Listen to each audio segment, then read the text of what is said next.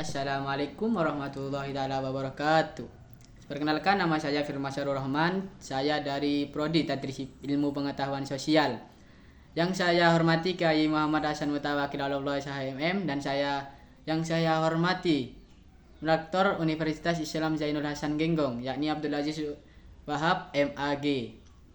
Dan yang saya hormati Bapak Prodi Tadris Ilmu Pengetahuan Sosial, yakni Bapak Babul Baharudin MPD. Dan yang saya hormati segenap jajaran dosen tetap Tadris IPS, dan yang saya hormati dosen pengampu mata kuliah Psikologi Pendidikan, yakni Vika Anjana MPD. Nah, yang selanjutnya di sini saya akan menjelaskan tentang proses perkembangan dan pertumbuhan.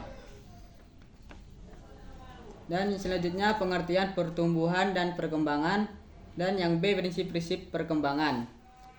Dan yang pertama perubahan fisik dan perubahan mental. Pasti semua manusia memiliki perubahan fisik dan mental, mau lambat ataupun cepat. Dan yang selanjutnya dasar-dasar pemulaan adalah sikap kritis.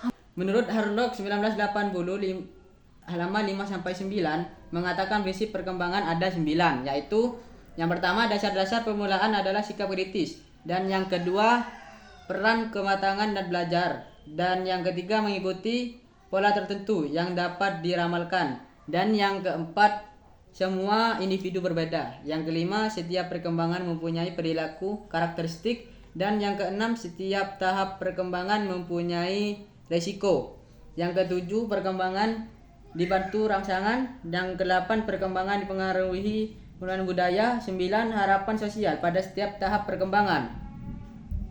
Jadi itu menurut Harlock tentang prinsip perkembangan. Selanjutnya C, teori-teori perkembangan.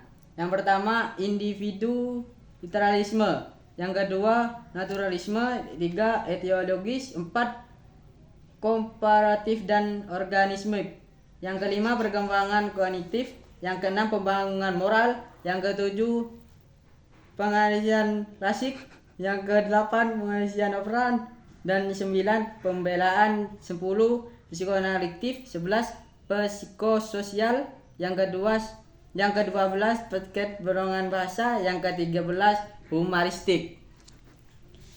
Nah, yang itu adalah tentang teori-teori perkembangan. Dan yang selanjutnya ada D, tahap-tahap perkembangan. Tahap-tahap perkembangan ini ada diantaranya yang pertama tahap-tahap perkembangan manusia dalam pembangun psikolog. Yang A masa bayi, yang B masa kanak-kanak awal, yang C masa kanak-kanak akhir, dan D masa dewasa menurut Lucian Crom. Menurut Lucian Crom itu ada 5, itu yang 4 itu menurut Lucian Crom, dan yang menurut tahapan menurut S yaitu ada 5. Yang pertama tahap oral, yang B tahap anal, yang ketiga tahap balik atau wadipal, 4 tahap latensi, 5 tahap pubertas. Dan yang menurut Hancock 10 tahapan. Yang pertama periode beranal, yang kedua masa bayi baru lahir, yang ketiga masa bayi, yang keempat masa anak-anak awal, yang kelima masa puber, 6 masa remaja, 7 masa dewasa dini, 8 masa dewasa madinya, 9 masa usia lanjut, dan 10 masa anak-anak akhir. Dan yang selanjutnya ya di sini E. Yang E faktor-faktor yang mempengaruhi perkembangan. Jadi faktor-faktor yang mempengaruhi perkembangan itu ada 5. Yang pertama ada inteligensi, yang kedua seks, yang ketiga kelenjar, dan 5 cedek keji sangaan. ras ya oh iya lupa ya. Ini. Dan yang selanjutnya E, faktor-faktor yang mempengaruhi perkembangan.